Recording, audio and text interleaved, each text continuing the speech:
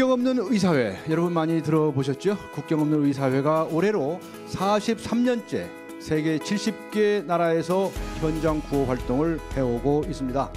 세계 각지에서 분쟁, 전염병, 영양실조, 자연재해 이렇게 고통받거나 사회적으로 소외된 사람들을 위해서 긴급 구호 활동을 벌이고 있는데요.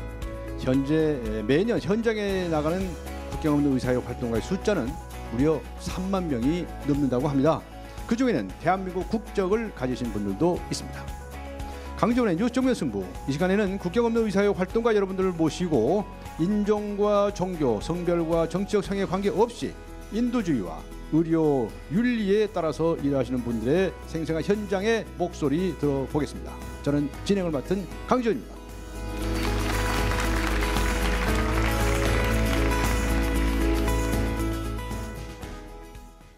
네, 이 시간 함께 해주실 분을 먼저 소개해드리도록 하겠습니다. 직접적으로 인사 좀 해주시죠. 먼저 차선아 선생님. 네, 안녕하세요. 저는 국경 없는 의사회를 통해 남수단으로 3개월간 긴급 구호 활동을 하고 온 차선아라고 합니다. 간호사님이시죠? 예. 이효민 선생님. 네, 안녕하십니까. 저는 국경 없는 의사회하고 함께 일하고 있는 마취과 전문의 이효민이라고 합니다. 네, 마취과 선생님이시고요. 정상훈 선생님. 안녕하세요. 국경 없는 의사회 소속 일반 의사이고요. 아르메니아와 레바논에서 현장 활동 마치고 돌아왔습니다. 네, 그러셨군요. 유서희 선생님. 네, 안녕하세요. 저는 국경 없는 의사회 소속으로 일하고 있는 내과 의사 유서희입니다. 저는 5월부터 8월까지 에티오피아의 감벨라 지역에서 남수단 난민을 위한 응급구호 활동을 진행하고 돌아왔습니다. 네, 네 분께서는 전문의 현장에 가셔서 구호 활동도 이미 하셨네요. 예, 그런데 여러분들은 도대체 어떻게 해서 이 국경 없는 의사회를 알게 됐고 어떻게 해서 이게 또 참여하게 되셨어요? 이게 아주 궁금해하실 분들이 많을 것 같습니다. 소개 좀 해주시죠. 어느 분 먼저 하시겠습니까? 네. 이게 정사훈입니다. 네. 네, 개인적으로 이런 질문을 많이 받았는데요. 네. 사실 그 속 시원하고 또 뭔가 독특하고 재미있는 답변을 못 드릴 것 같은데, 왜냐하면 그 로마의 오현제 중에 마지막 황제였던 마르쿠스 아우렐리우스께서 명상록에서 자신의 한 스승 한 분을 기리면서 이렇게 말하셨어요. 네. 그분은 옳은 길을 스스로 선택해서 가신 게 아니라 옳은 길에서 벗어날 수 없는 분이었다, 이렇게 말씀하셨는데, 저도 글쎄 요즘 시쳇말로 정신 차리고 봤더니 이미 가입한 뒤였다, 뭐 이런. 네, 식으로, 아주 예. 재미있게 설명하시네요. 네, 그러니까 아마 이렇게 뭔가 좀 거부할 수 없었던 것 같습니다. 네, 이효민 선생님이 그 얘기를 듣더니 막 웃으시는데 무슨 뜻이었습니까? 아니요, 별 뜻 없이 그냥 재미있어서 웃은 건데요. 왜냐하면 저도 정상훈 선생님하고 마찬가지로 어떤 특별한 계기가 있어서 이걸 선택하게 되었다거나 네. 이런 게 아니라, 저도 어느 사이에 보니까 이쪽에 관심을 갖게 되었고, 아하. 내가 해외에 나가서 이런 일을 하고 싶은데 그래도 제 능력이 딸리고 혼자서는 할 수 없는, 제 능력으로서는 혼자서는 할 수 없는 일이라고 생각을 했기 때문에 저를 그렇게 해줄 수 있는 적절한 조직을 찾다 보니까 국경 없는 의사회를 발견을 하고, 네. 그렇게 해서 이제 개인적으로 한 1년여간 준비를 하고 나서 이제 지원을 하게 됐고, 지원을 하고 나서는 이제 그것 때문에 다니던 근무하던 병원을 이제 그만두게 되었고. 그만뒀어요? 병원도? 네, 예. 그만뒀습니다. 네. 그전까지 계속 대학병원에서 몇 년간 쭉 일을 하다가 예. 국경 없는 의사회하고 일을 함께 시작을 하게 되면서, 그때 당시 근무했던 병원 과장님이나 원장님과 이제 무급 휴직 일을 상의를 해보다가 네. 현실적으로 이게 허용이 안 되어서 사직을 하고 지금 국경 없는 의사회하고 일을 함께 하고 있습니다. 아, 이거 대단한 용단이시네요, 그죠? 네, 다니던 직장까지 팽개쳤다고 해도 될까요? 어쨌든 그만두시고 아주 과감하게 투신을 하셨습니다. 차선아 선생님께서는요? 네, 저도 직장 그만두고 시작하게 된 거는 그렇게 시작했는데요. 네. 저는 이제 학생 때부터 되게 그 세상이 되게 궁금했어요. 알아갈수록 그 현장에 되게 그런 열악한 보건 환경 때문에 그 고통받는 사람들이 많다는 걸 알게 됐고, 점점 더 이제 개발도상국 보건 사업 같은 분야에 관심을 많이 갖게 됐고, 당연히 그러면서 많은 조직을 봤는데 가장 이제 국제적인 조직이고 또 가장 도움이 절실히 필요한 곳에서 활동을 하고 있는 곳이 국경없는 의사회여서 네, 지원하게 됐습니다. 그렇군요. 네. 유서희 선생님께서는. 네, 저는 좀 특이한 케이스인데요. 네. 저는 원래 대학에서 인문학을 전공했습니다. 그리고 졸업 후에는 기업 컨설턴트로 일을 했었는데요. 좀 우연한 기회에 그 국제 NGO 활동에 대한 소개하는 그런 세션에 참가했다가 국경 없는 의사회의 활동에 대해서 구체적으로 이야기를 들을 기회가 있었습니다. 네. 거기서 이제 그 국경 없는 의사회가 추구하는 그런 가치가 제가 추구하고자 하는 그런 가치랑 좀 일치한다고 생각을 해서 이 단체에서 정말 일을 해보고 싶다는 생각을 했고요. 네. 그래서 다니던 회사를 저도 그만두고 다시 이제 의대로 돌아갔습니다. 다시 네, 그 회사를 의대로- 그만두고 예. 그리고 그래서 의과대학에 다시 입학을 했다고요? 예, 입학을 해서 의대 10년 동안의 공부 그리고 의대 트레이닝을 마치고 네. 예, 의사가 된 후에는 국경 없는 의사회와 함께 일을 하고 있습니다. 네, 정말 특이하네, 그죠? 네, 여러분 네 분의 말씀 듣고 어떻게 느끼셨어요? 감동적이죠? 네, 박수 한번 보내주세요. 네, 아주 고맙습니다. 네, 그랬군요. 지금 한국에도 지금 한국 사무소가 만들어진 거죠? 국경 없는 의사회? 네. 네. 네, 국경 없는 의사회 사무소가 만들어진 거는 한국 사무소가 만들어진 건 2012년 2월인가 3월인가 한 2012년 2년 정도 초이기 있다고? 때문에 예. 2년밖에 안 되었는데 네. 국경 없는 의사회 자체는 이제 세계적으로는 지금 40년이 넘게 운영이 되고 있습니다. 그렇죠. 지금 우리나라에서 그러면 이게 활동에 참여하고 있는 의료진들은 어느 정도 됩니까? 한국에 있는 30명 정도. 30명 정도. 네. 거기 그 중에는 이제 의사도 있고 간호사도 있고 또 비의료진도 있고. 네. 그래서 30명 정도가 활동을 하고 계시는군요. 네. 지금까지 현장 활동을 하신 것을 좀 간단히 좀 소개를 좀 해주시면 좋을 것 같은데요. 다들 2년 이내시죠? 한국 사무소가 설립된 이후에 참여하신 겁니까? 그건 아니고요. 아, 예. 사무소가 정상훈 개설하기 이전에 저는 이제 일본을 통해서 국경의사회에 가입을 했고요. 그렇게 성격이 급하십니까? 네. 그냥 우스개의 말씀이고요. 예. 그러니까 한국 사무소 생기기 전에 일본을 통해서 국경 없는 의사회 활동에 참여를 하셨군요. 네, 그렇습니다. 네, 간단히 소개 좀 해주시죠. 예, 2011년에 이제 일본으로 날아가서 네. 회원 가입을 했고 당시에는 한국 사무실이 없었기 때문에 그리고서 이제 아르메니아라는 나라에서 9개월 동안 다재 내성 결핵 프로그램에 참여했습니다. 아르메니아라는 나라도 생소하실 텐데요. 카프카스, 코카소스 지역이라고 불리는 터키 옆 나라이고요.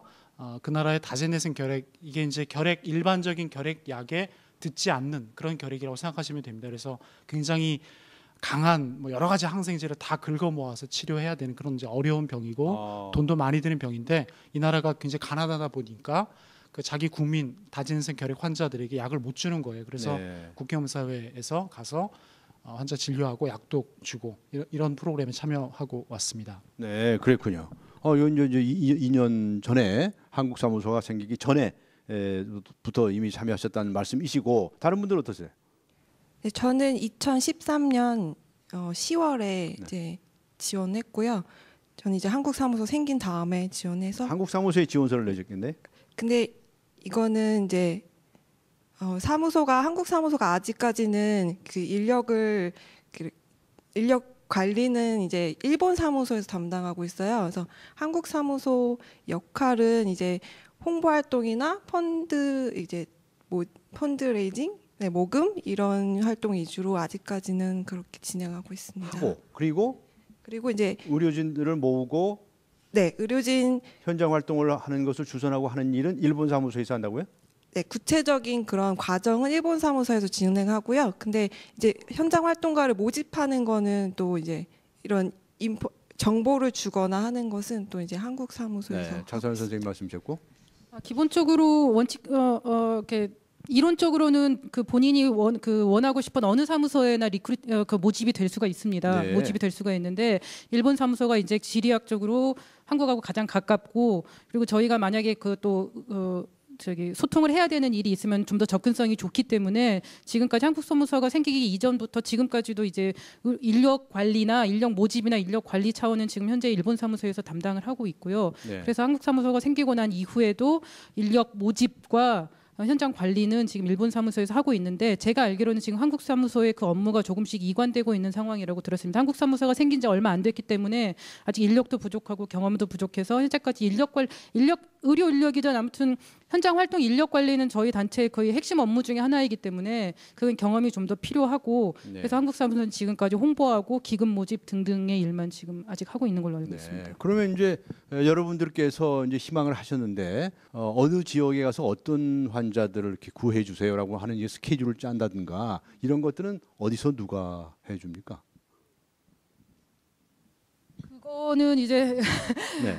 국경의사의 조직이 보면 이제 전 세계 이렇게 특별하게 본부가 있는 건 아니고요. 예. 전 세계 지부가 있고 그 현지에서 프로젝트를 운영을 하는 운영센터가 전국 그 전 세계적으로 5개의 나라에 있습니다. 네. 그 5개 나라에서 이제 프로젝트가 그 사람이 필요한 프로젝트가 있으면은 그 전 세계에 있는 그 국경 없는 의사회 인력들하고 이제 매칭을 하거든요. 네. 그렇게 해서 제가 이제 원하고 있는 그 해당 기간 동안 갈 수 있다라고 하면은 저한테 너 거기 갈 수 있느냐라고 물어보고 제가 특별하게 거부할 이유가 없으면 받아들이면 거기를 가게 되는 겁니다. 아 그렇군요. 그런 이제 절차로 가시게 되네요. 이 다니던 병원까지 그만두시고 여기에 투신을 하셨다고 하는데 어떻습니까? 여기는 잘 모르시는 분들은 완전히 무슨 무보수로 활동을 하시는 것으로 알고 있는데 완전 무보수는 아니죠. 최소한의 어떤 뭐 생활비나 이런 것들은 지급이 되죠. 예, 그래서 네. 그 유서희 국경의사회에서는 네. 자원봉사라고 말을 하지 않고요, 구호활동이라고 합니다. 네, 네. 예, 그리고 저희가 이제 갈 수 있는 그런 어떤 일정 기간 동안 계약을 하고 그곳에 가게 되고요. 네. 그리고 그곳에서 이제 프로젝트를 하고 있는 그 활동 기간 동안에는 조금이지만 그래도 보수를 받게 됩니다. 네. 예, 그리고 기본적인 생활비 정도의 급여를 받게 됩니다. 예. 예, 하지만 그 급여는 이제 계약 기간 동안에만 받는 것이 되고요. 그걸로는 이제 먹고 살 수가 없기 때문에 한국에 돌아와서는 이제 한국에 있는 병원이나 또 아니면 학교 등에서 네. 일정 기간 동안 또 계속 계약을 하고 일을 하면서 지내게 됩니다. 그렇군요. 근데 이 국경 없는 의사회에서 활동하는데 일종의 뭐 원칙이라고 할까, 뭐 지켜야 할 것들이 있다고 하는데 그거 좀 설명을 해주실 수 있을까요? 어느 분이 해주시겠습니까? 네, 정상훈 선생님. 일단 제일 먼저 가장 중요한 것은 중립성이 될 거고요. 중립성. 네, 그래서 중립성이 뭡니까? 굉장히 어려운 아까 말씀이신데. 예, 사회자께서 맨 처음 말씀하셨는데 인종이나 종교 또 국적 그 어떠한 구별에도 상관없이 네. 그 환자분들의 어떤 의료에 대한 필요 그 자체에만 집중해서 의료 서비스를 드리는 것이 가장 중요한 원칙이고 그래서 우리 편 내 편 가리지 아니하고 그렇죠. 환자들이 있다면 무조건 가서 구호 활동을 펼친다 이런 말씀이시네요. 그렇습니다. 그러니까 의료 필요 그 자체에 가장 집중하는 것이 국경의사의 가장 중요한 원칙이라고 생각합니다. 네. 예, 중립성에 관해서 말씀하셨고, 예를 유선희 들어서 선생님. 쉽게 말씀드리면요, 저 같은 경우에는 에티오피아에 있는 그 남수단과 국경 지역에 있는 지역에 가서 지역 자체는 에티오피아지만 제가 치료했던 환자는 남수단에서 넘어오는 그 남수단 난민들이었는데요. 네. 그 남수단 내전이 그 2013년도 12월부터 이제 본격적으로 시작이 돼서 정부군과 그리고 반정부 간의 그런 내전이 계속 치닫고 있는데요. 저 같은 경우에는 이제 넘어오는 남수단 난민들, 그러니까 누에르족이 대부분인데 그 누에르족을 치료한 경우였고요. 재미있는 것은 그 같은 기간 동안 이제 차선원 선생님 같은 경우에는 남수단 내부에 들어가서 또 활동을 펼쳤는데 나중에 이야기해 보니까 남수단 차선원 선생님 같은 경우에는 남수단의 그 딩카족, 그러니까 어떻게 보면 제가 치료했던 그 누에르족들과 싸움을 하고 있는 그 딩카족 적군이었네요. 그렇죠. 예, 딩카족을 치료를 하고 온 그런 케이스여서 정말 국경 없는 의사회는 어떤 그런 정치적 성향이라든지 인종이라든지 국가에 상관없이 그 정말 그 정상원 선생님 말씀하셨듯이 어떤 의료가 그 의료 활동이 필요한 곳이라면 달려가서 그 활동을 벌이는 그런 기구구나라는 생각을 하게 되었습니다. 네, 차선 선생님 마이크를 좀 받으셔야 되겠는데요. 서로 적군을 치료하고 오셨다면서요. 네, 그 말씀 들으니까 눈물이 쨍해질 것 같은데. 제가 있던 곳은 남수단의 아웨리얼이라는 곳인데요. 그곳에 있는 종족은 딩카족으로 이제 자국 내 실향민이에요. 그래서 거기서도 근데 누에족이 아주 극소수지만 가끔 이제 진료소에 오기도 하는데 전혀 뭐 다시 돌려보내거나 그런 거 없이 똑같이 치료하고 했던 경험이 있습니다. 네, 그랬군요. 심지어 한 진료소 안에서 그렇게 두 서로 상반되는 적군 그러니까 어느 편이 적군이고 아군이고 이런 건 아니지만 서로 상반된 두 집단이 같이 치료를 받아야 되는 일도 종종 일어납니다. 아, 그래요? 저도 이제 남수단에서 이제 올해 4월부터 5월까지 있었는데 네. 저는 이제 이효민 선생님. 마취과 의사이기 때문에 이제 수술이 필요로 하는 환자들 치료를 했었는데 아무래도 전쟁 상황이기 때문에 어느 한쪽만 다치지는 않고 양쪽이 모두 환자로 왔습니다. 근데 서로 다른 정말 그 여기 병원으로 들어오기 전까지만 해도 서로 적으로서 총풀이를 겨누고 싸우던 입장이기 때문에 네. 이 두 집단들을 한 공간에 놔두면 안 돼요. 아, 그래요? 네, 한 공간에 물론 진료소 안에서는 어떠한 분쟁도 없어야 된다는 사실을 저희는 누차 항상 얘기하고 강조하고 그렇긴 하지만 그게 당연히 저희가 통제가 안 되기 때문에 네. 그래서 수술 스케줄을 잡을 때에도 어느 한 종족을 먼저 어느 한쪽 집단 수술을 다 하고 네. 이 사람들을 수술 직후 회복실에서까지 다 관리를 하고 그 다음에 난민 텐트로 옮겨갈 때까지 그 스케줄 동선상에서 서로 두 집단이 마주치지 부딪히지 않게끔. 부딪히지 않게끔 그 동선을 짜야 되는 일도 일어났기 때문에 네. 단순히 그냥 의료 업무에만 집중할 수 없는 상황도 있었죠. 그런 아, 스케줄까지도 그러네요. 고려를 해서 그 순서를 정해야만 했었습니다. 그렇지만 그러네. 어쨌든 어느 한쪽 입장이라고 해서 뭐 있으니까 안 받고 이런 거는 전혀 없고 어쨌든 환자로 들어오면은 다 치료를 할 수밖에 없는 상황이었습니다. 네, 여러분들께서 현장에서 얼마나 힘든 일을 하고 계시는지 또 신경 써야 할 게 얼마나 많은지도 들을 수 있는 시간이었습니다. 여기서 잠시 쉬어가도록 하겠습니다. 강지원의 뉴스 정면 승부 국경 없는 의사회 활동과 여러분들과 함께하고 있습니다. 잠시 후 4부에서 이어가겠습니다.